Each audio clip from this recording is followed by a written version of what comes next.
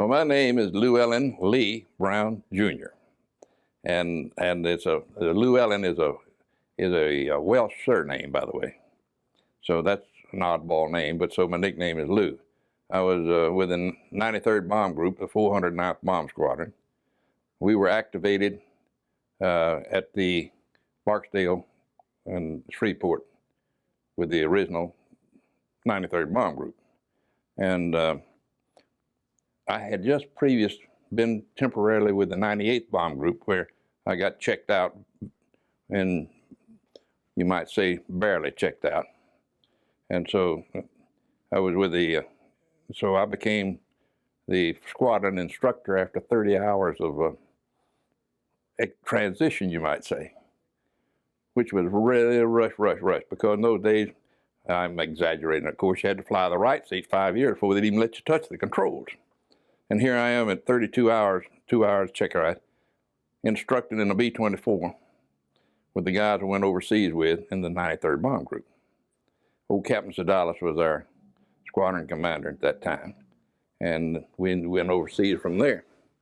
Well, of course, not from there, but we continued our training down to Fort Myers, and then got our airplanes and went over the North Atlantic in September of '42. And did that answer all the questions you were looking for? How old were you when you entered the service, and where were you living?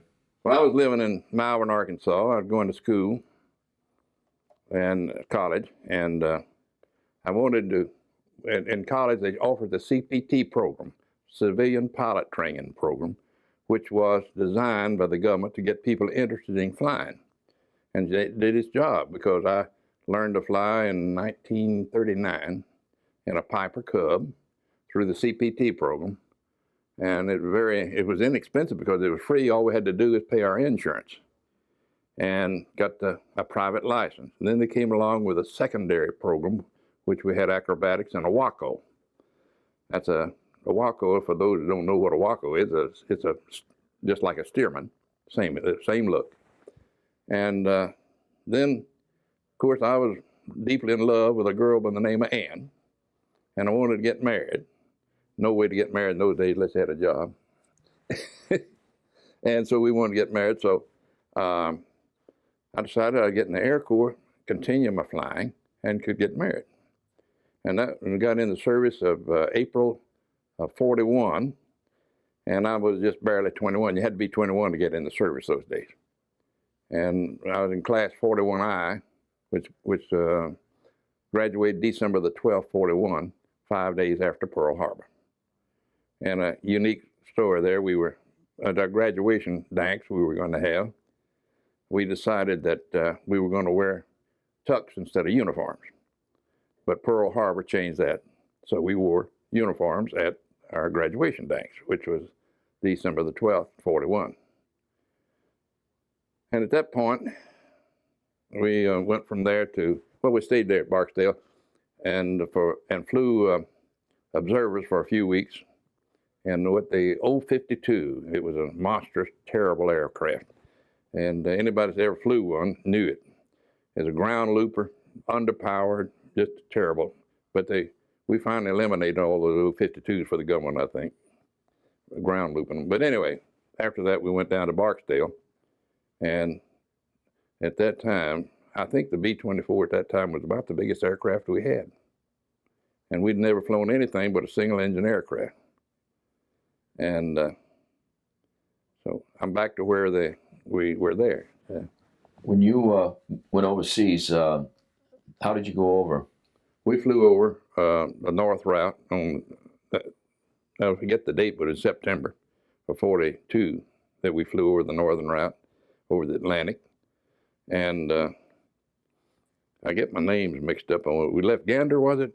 I think we left Gander about midnight, something like that. And then we stayed on instruments the whole way we got over there. We were in the clouds the whole time over there. And we lost one plane. And the reason being, I'm pretty sure, we were in a storm all night and it got blown north of course. And we were north of course too.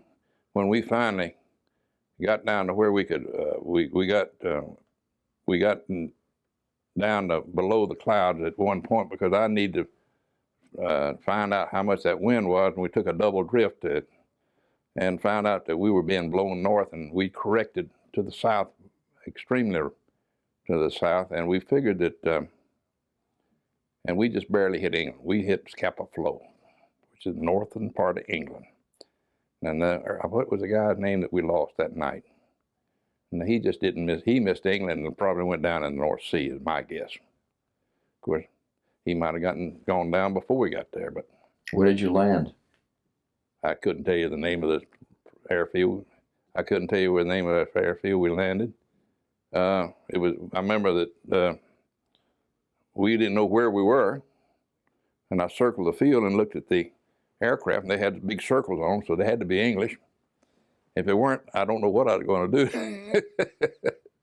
So anyway, we just landed there and got gas, and then went back down to Prestwick, I believe it was, and then back to Alconbury. And so we were a little late getting there, but we made it. What do you remember about your first mission? About which one? Your first mission. What do you remember about that? Lord, I can't remember which was my first one. I can't remember. I remember the one that we went to Saint Nazaire, France, with only 12 of us, and that was the third one or so. I don't remember about the first one. But that might have been my first. I don't know.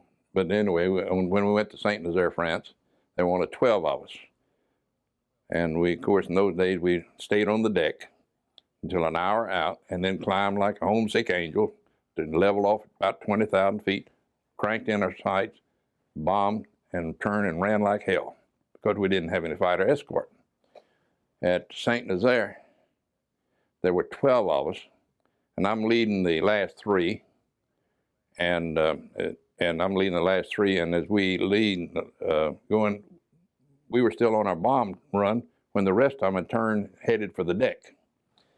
And anyway, we were sitting there, the last three of us, and when we got our bombs away, well, we turned and we started to catch up with the rest of the group. And before we could catch up with them, we weren't down on the deck, about 7 Ju-88s jumped us. Now, and the first pass out of the book,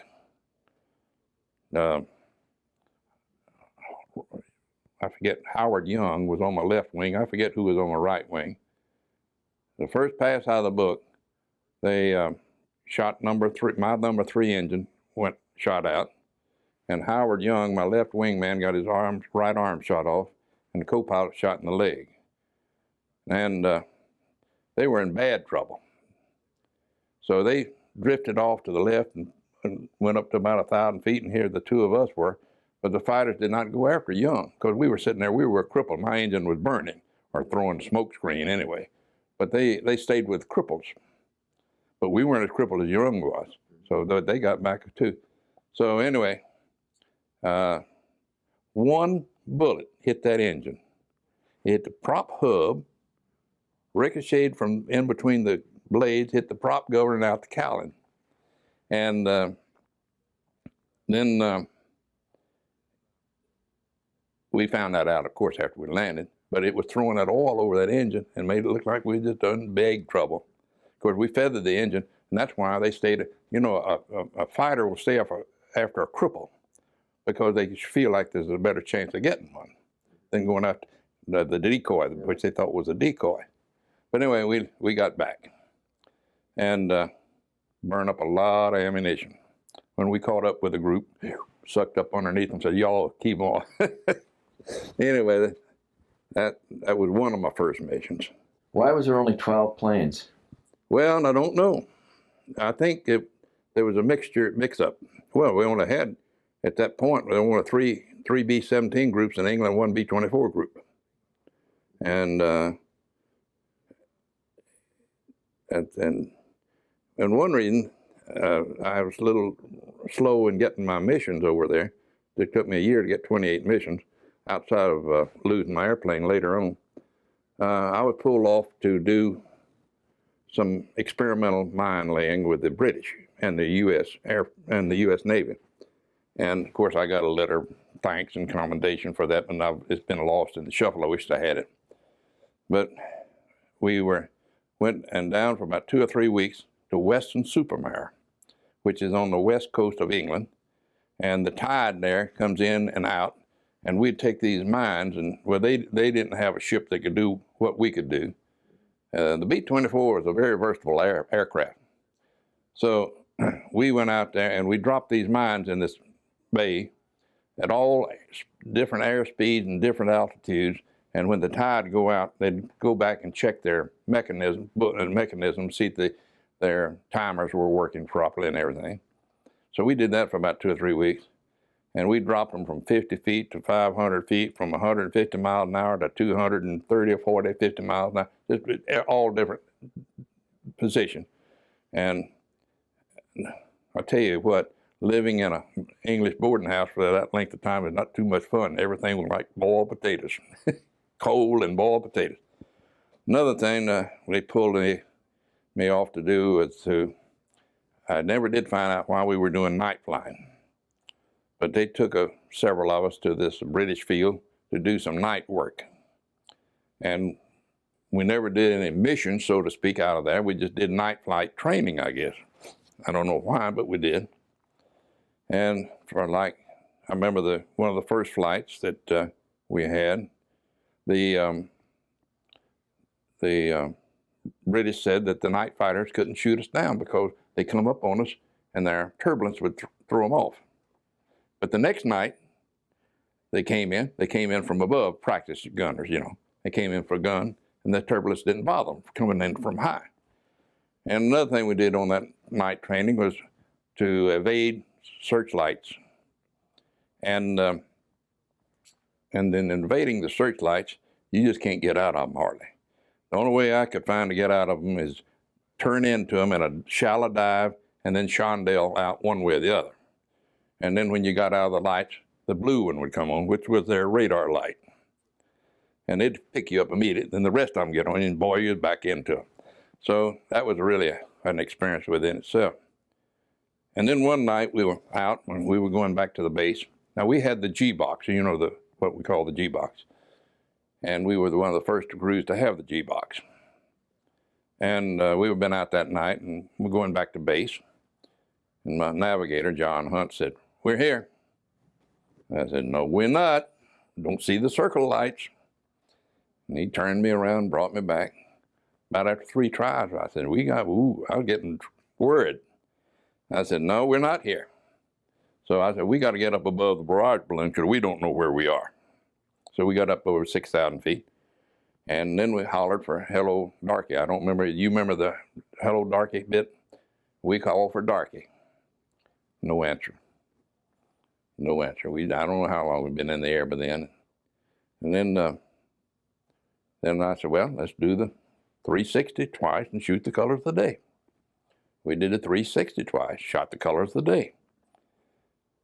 Nothing happened. We did it the second time.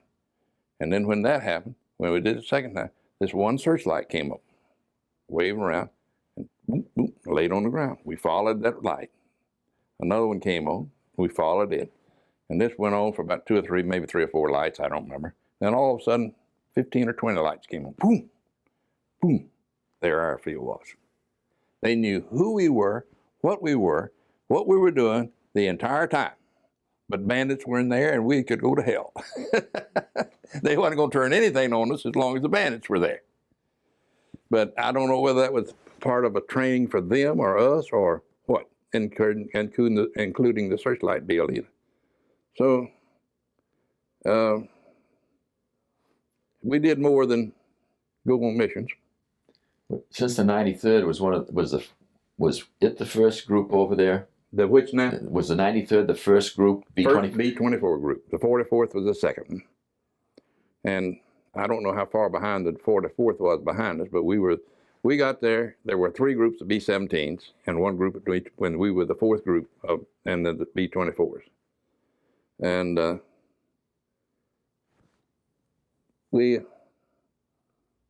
don't remember too much. See, this was about flying those missions, and then when we went down to North Africa the first time, there's where I got in all my trouble. lost my bombardier. You know, we were talking, you might say we were the vanguard of the B-24s, or the part of the 8th Air Force, to find out what you had to do and not do.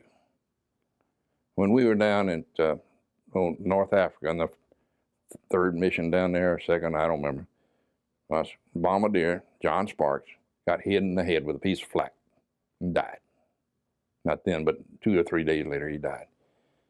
Well, if he'd had a steel helmet on, he would have been here today. So that's where you guys come along later, wore helmets.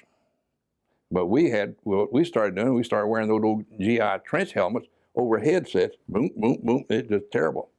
We couldn't, you know, we put our headset on, then put the GI helmet on top of it. And my co-pilot later was saved by that, because when we took a direct hit,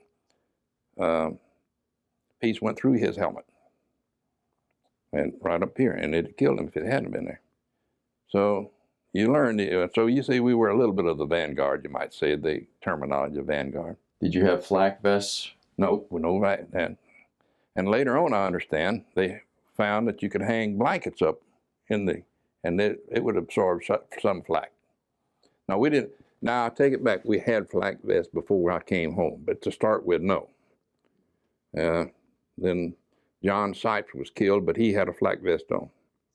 He was a bombardier on another crew.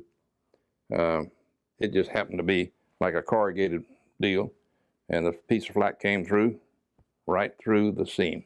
It just happened to be that way. But what do you remember about the high altitude flying and the cold weather and the oxygen problems initially in the first few months?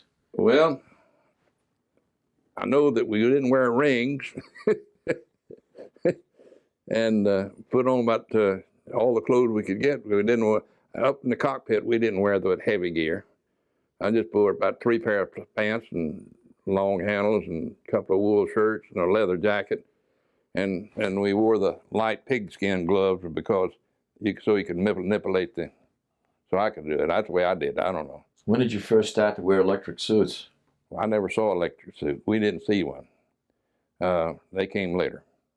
None of my crew members ever saw a crew. See, we didn't have those. They came later. See, we went on September 42, got back in 43. I did. And of course, it's pretty cold when you got up there, and those guys in the back really got cold. But that's about all I can remember about that. When you went to Africa for the Ploesti raid, was that the first time you went to Africa? No, that's the second time. First time, that's when I got into all my trouble I was telling you about, being the vanguard. Just when we were down there the first time, we moved back over to Egypt, you remember? And then we took a direct hit with an 88 over Tripoli, I believe it was, and lost 4 of my crew members. And we got the airplane back to an advanced fighter base, and they put an engine on it, flew it back to the airfield, and then they flew it back to the sub-depot and scrapped it. That's how bad it was shot up. What happened over Tripoli anyway? Well, we just bombing the Rommel's retreat, you know. And as we were turning away from the target, got a direct hit in number 3 engine.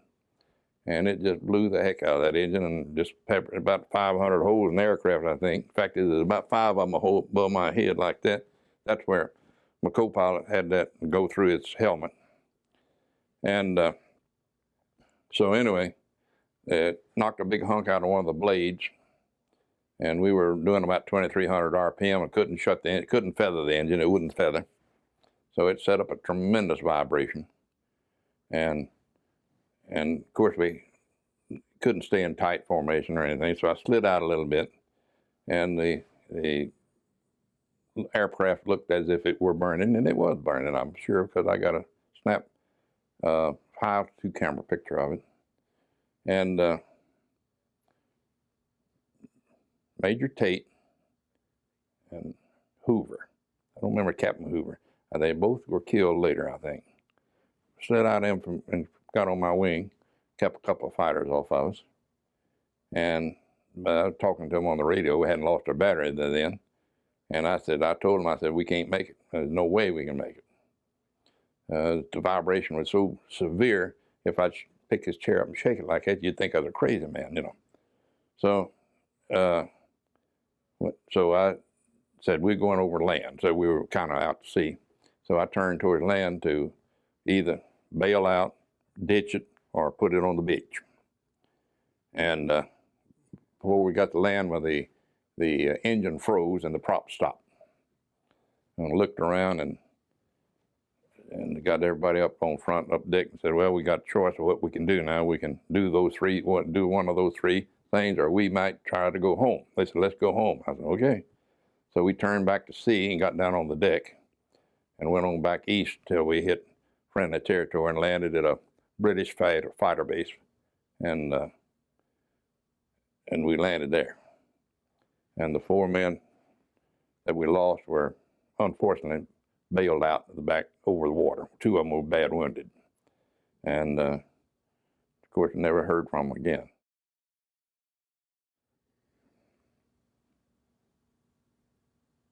You know, there's some things you don't like to talk about. After that mission, what happened to your crew? What did you do? Well, everybody had quit or got, well, except John Hunt and myself. And we went back to England, picked up a new aircraft, and filled out our crew. Now, that one I was telling you about, was our 15th mission that we got hit on. Our first 15 missions, we took flak of some sort every day, every mission. And then we got back and got a new airplane, John Hunt and I, and we finished 13 more missions together, and not a scratch on the airplane, including low-level Ploesti, not a scratch. So who knows what's happening? And then my new co-pilot, Homer Moran, took the aircraft when he left, when I left, and he filled out somebody else, and he finished his tour. And John Hunt and I came home after that. We both had 28 missions. And when you went back to Africa, you say you went back 3 times? Well, we went twice. We went down, well, actually, we went over, we were there in England, September, October, November. Then North Africa, December, January, February. Then back to England, March, April, May, and back down June, July, and August. And then I was there twice. Now, then I came home from North Africa. And I understand they went back the 3rd time later. I don't know.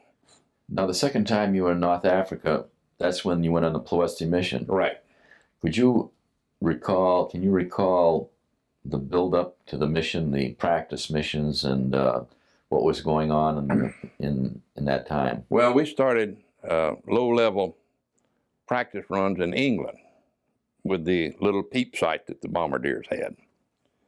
And I don't remember too much, except we made some practice runs in England.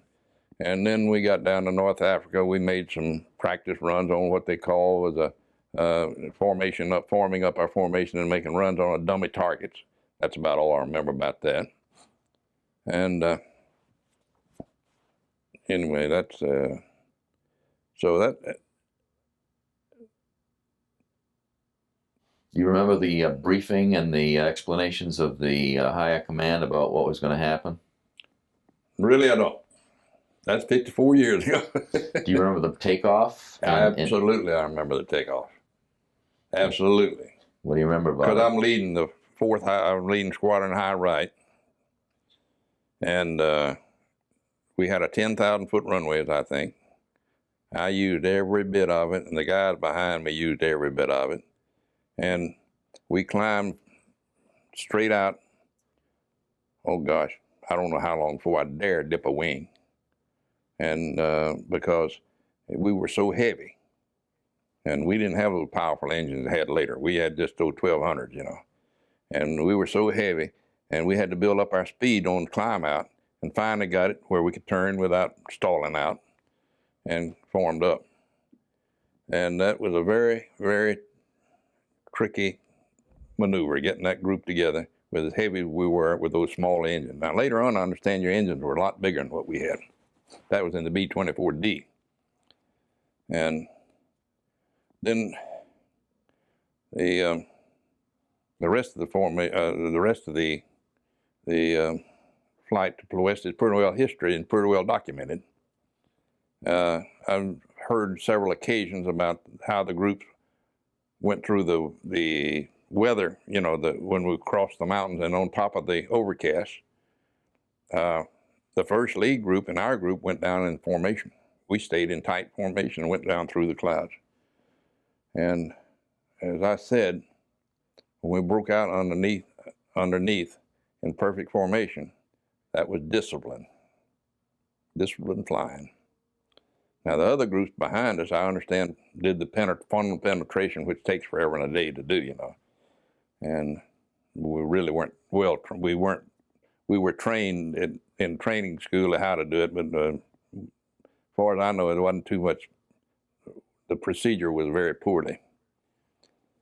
He didn't dare. I guess he was staying not aloof, but staying distant from me. Didn't want to get close to anybody. Yeah. I don't know. Didn't realize that till later. And I just flew my missions and didn't argue with anybody. But well, you've been there. You know I did. So, what else? Now, as you came out in formation through the clouds going toward Ploesti, what do you recall about the action that occurred up until the time you dropped your bombs? Well, of course, I'm flying high right, as you say. I'm just following the leader. So whatever, I'm not aware of the wrong turns. I'm not aware of the navigation or anything. And as far as I was concerned, my navigator wasn't aware of it. I mean, he never told me that. So I don't know about that. And we were just flying in there and got down on the deck. And we turned on what we were assumed was the proper IP. And I'm leading the fourth high right. So we went in 6 abreast. We were supposed to go in 6 abreast. So I'm the fourth, 6th, and going in on these target.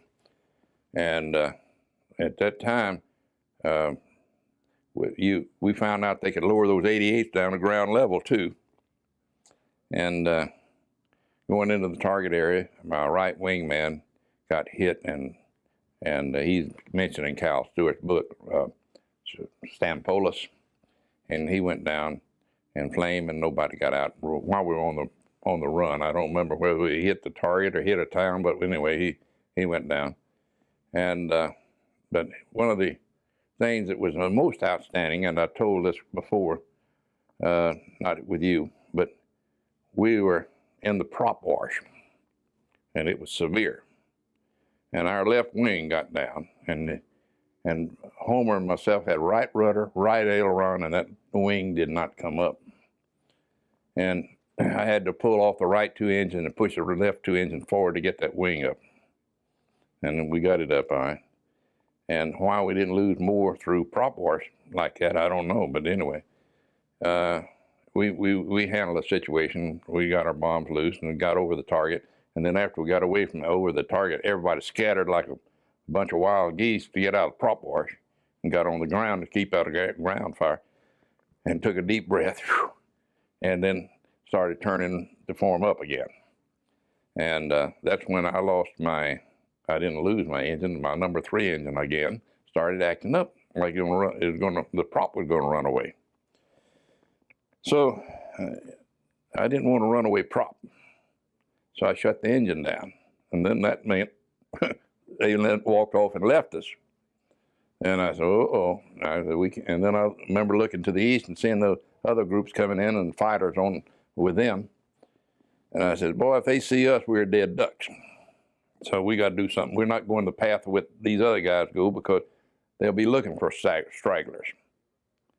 So I just turned due west went over Yugoslavia, hit the Adriatic Sea, got on the deck, came down the Adriatic Sea to the heel of the boot, and then I woke up my radio operator and said, okay, now you time, call Malta. We're going into Malta. Because they had air sea rescue. And you know, the Malta was never captured by the British, by the Germans. So we got our vectors, and they vectored us into southern Sicily. And we only had a 13-mile front then. And of course, we got our engine running, and then we came home the next day. And they heard this. I don't know if you've ever heard my story of my 45-gallon Dago red wine, have you? Anyway, when you landed, what was it like when they tried to debrief you? Well, don't much remember about that because we got that the next day. Okay.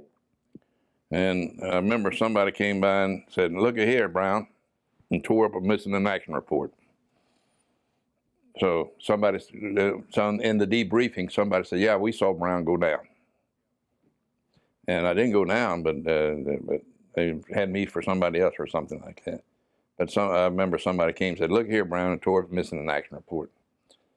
So I don't remember much about debriefing on that at all. The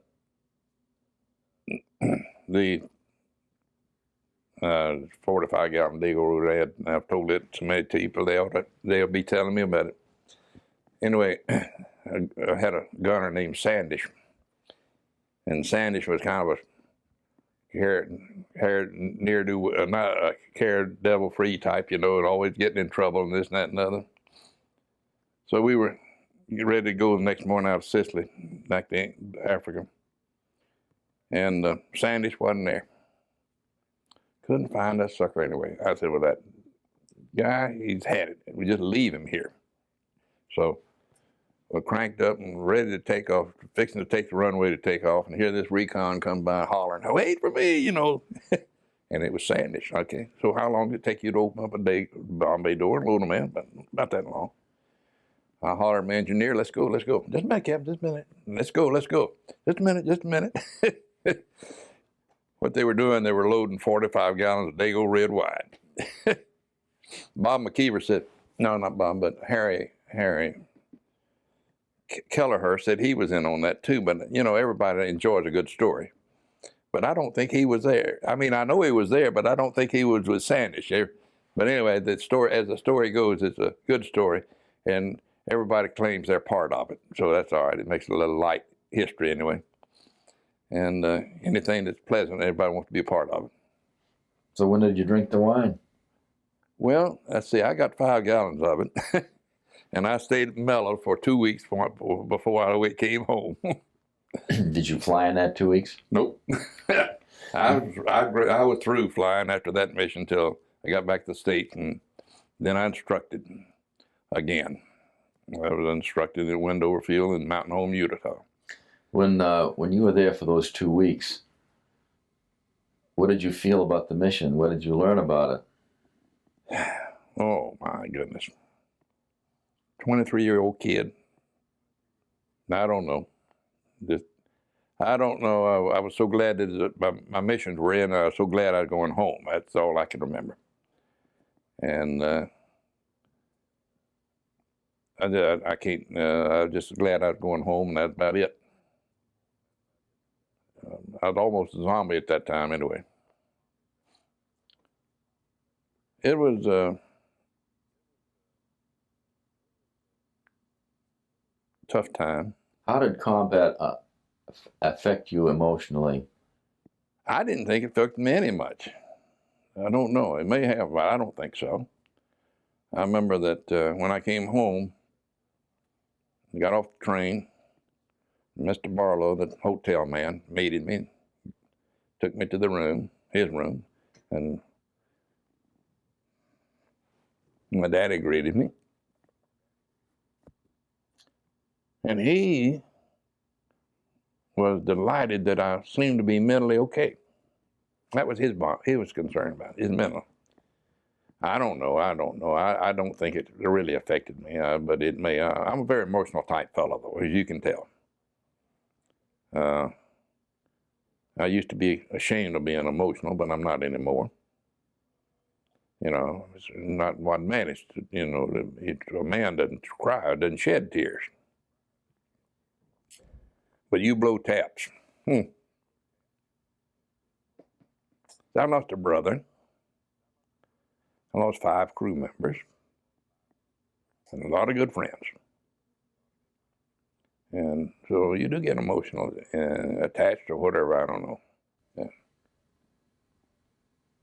As you look back on the Ploesti raid, do you think the risks were worth the results?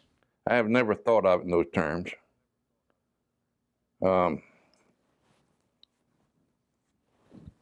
War is war, and mistakes are mistakes.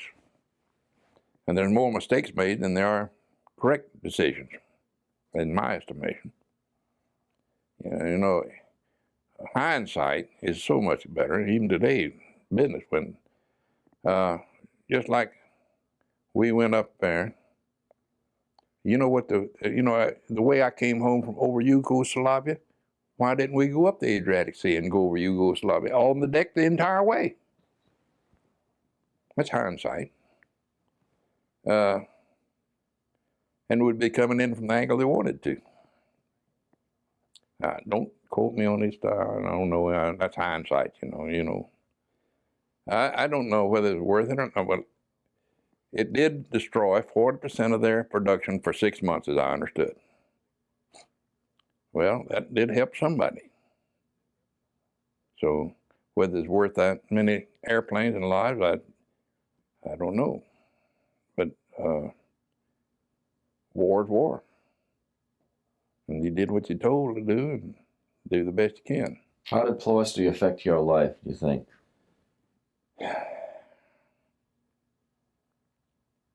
How did it affect my life? I can't really answer that. But since it's been made such a historic moment of the war, I'm not hesitant to let you know that I was part of it. You know, I'm not hesitant to tell you that I was part of it. Now, you can take it and explain that as the best I can. You can, I can't.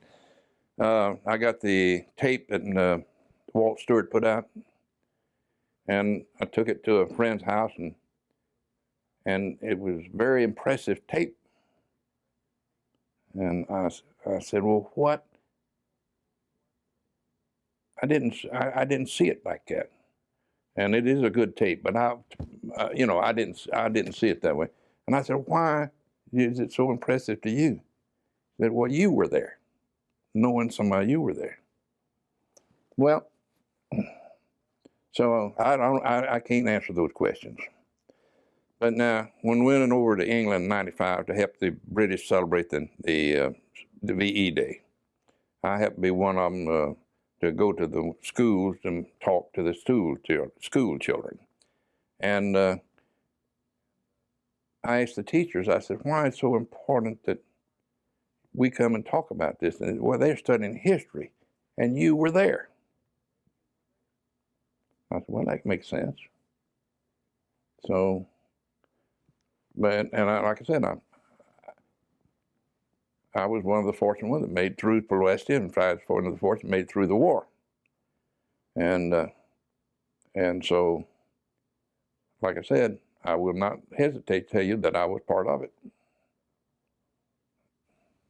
As you look back over the battle itself, and you're just getting over the target, what do you remember about the action? Well, you get awful busy flying the aircraft, keeping the wings level. You don't have much time to think.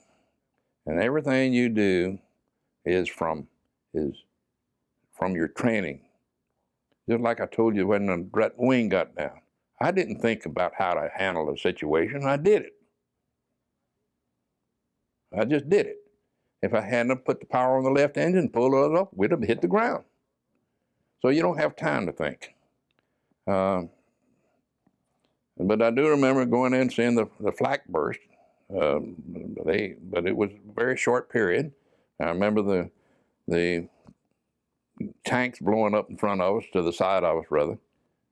Some of them blew up in front of some guy. They flew through. That's about all I can remember about going into the target. But you're so busy, and you don't have time to really do what you look at that point, at that direction. Somebody's always, and which made me think. Somebody says, "Are you ever scared?" I said, "You darn right you're scared. We call it apprehension." and it is really more apprehension than scaredness. But once you get in the target area, you don't have time for that. You're too busy. And did you find it that way? You're just too busy to really get scared, or because you're just too busy. And I tell you, one time though, going over the Straits of Messina, we were bombing that one time.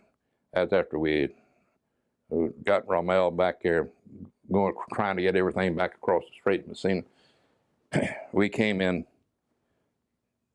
We went over the Italy and came in from the north to bomb the target, the shipping there. And I forget which target it was, but anyway, when we got there, I have never seen flak like that before in my life. I mean, it was the heaviest I had ever seen. And I kind of shrunk down a little bit and pulled my tin hat like that and headed doing that aluminum mill where I wanted. But I'll tell you, now that was really scary, that flak that day. Well, flak is is bad anyway, you know. And it's always been that was always where we got in trouble with the flak, as I told you earlier. And but anyway, what had happened, they had moved some flak boats down there that the intelligence didn't know about. And that they really had it. And we were to turn back north after we hit the target, but on the briefing, but the leader decided to turn south and get away from the flak, which he did. And I was leading high right then. And of course, I was anticipating a left turn, and they turned into me, so I became the leader, or I crisscrossed back and forth and killed, you know. So I didn't become the leader. But it wasn't bad. Had some fighters there, and we were sitting up there rocking on top. They wouldn't come in on us because they were rocking there. And that's about that. Anything else you recall about the activity in your plane with your crew? Comments, talk between planes, anything that happened? In any particular time? Over the target. The Ploesti. Well, we don't have to, over the target area, you don't have much time for talking. We didn't. Now, once in a while, when you got tangled up with a few fighters, you would talk back and forth at 12 o'clock, wherever they were, and report position. Shoot that son of a bitch. That time I told you about the Ju-80s and the 7 Ju-80s and 3 of us. I had a substitute gunner who was not a gunner. And why he didn't burn that gun up, I'll never know. I guess we had so much airspeed that going over that gun, it kept it cool. But he'd take that gun, the waist gun, and sat on it. I could see him right now. And I know he turned 2 or 3 attacks. And he'd follow the tracers like you would a water hose. And I know he turned 2 or 3 by doing that. And he must have hit them or something, because, you know, just enough to make them back off. And but he was not a professional gunner, so to speak, because, you know, they weren't supposed to sit on those guns and hold them till they melt. But it held up, thank God. Yeah. What do you remember about the names of your planes? Well, our original plane we called the Flying Cock. I didn't name it; the crew did. Now on my side, I had Lady Ann, which was my wife to be, over the Panda Bear, and that's the one that we lost in Tripoli. And then the next plane we flew a mission, and didn't get any hit, And I said, don't you touch it with a paintbrush. We never did name it, never did put it in there. I think they called it Queen Anne later, but I don't know. We didn't name it. I didn't name it. I didn't want to name it. I didn't want a paintbrush on it. I'm not superstitious. Is that the one you flew over Ploesti? Yeah, that's the one flew over Ploesti. And those days, when we went over, we had our own plane, and nobody flew it except us. And we had our own crew chief, and he took care of us. And later on, it was production line, you might say. And you flew whatever they told you to fly. But then we had our own airplane, so to speak, and it was just about ours. I hope you guys know what you're doing. I don't know what I'm doing. What did you do after the war? I came home and well, funny thing, I ran into 1945. I flew with 8 mats, they call it today, ATC then, out of the Pacific back for a year on C-54s, and I ran into a friend of mine from home on Johnson Island, and we sat up and talked all night, and so we go in business together when we got out. And we got back and went to shoe business. He got out of the shoe business, now stayed in the shoe business, still am in the shoe business, retail shoes.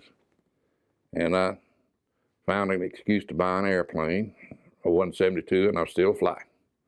Been flying since 1939, 56, 57 years. And still fly, not every day, but once in a while. Last question. What do you want the world and history to remember about your contribution to the war effort? That's a good question.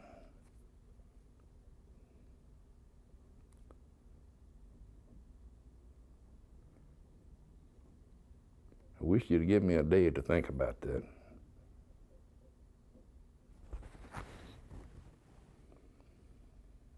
Of course, in those days, 21, 22-year-old kid, we didn't know what was going on in the world. Never heard of Pearl Harbor.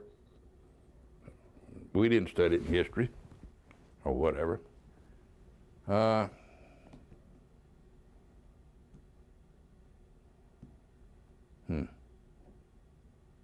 That takes a lot of thought. I'll have to come back to you on that. My contribution was very small. A lot of people had a lot of small contributions and a lot of great contributions.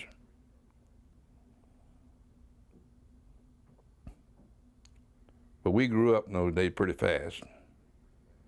And when we went over to England in the 95 to the British reunion, I might have mentioned this, but they said, I said, they were so appreciative of us.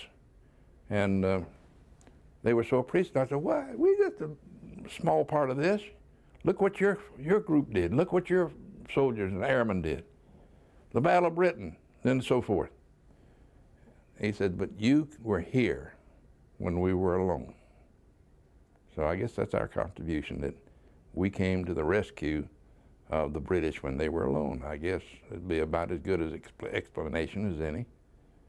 But we're going to have more trouble down the road, and I'm sorry to say, well, I'm not going to be here, I'm afraid to say.